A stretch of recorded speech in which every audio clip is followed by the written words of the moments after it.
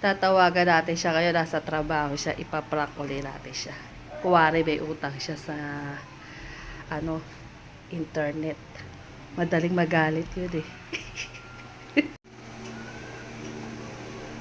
Hello, Han! Oh! Ate! Nasaan ka na? Andiyan ka na ba sa JD's? Bakit? Tumawag ulit yung lalaki sa internet. Oo. Ba't daw may utang na raw tayo? Ang may utang? Yung internet gumana na pala, kailangan daw bayaran.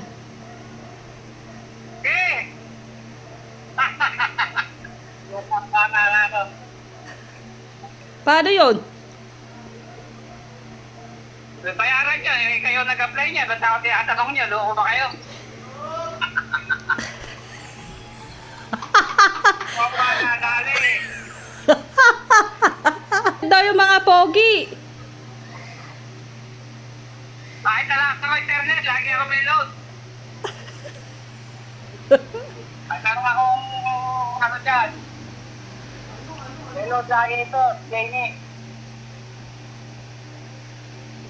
Alam mo siguro, naka-video ka. Eh, nakatutok yung cellphone eh.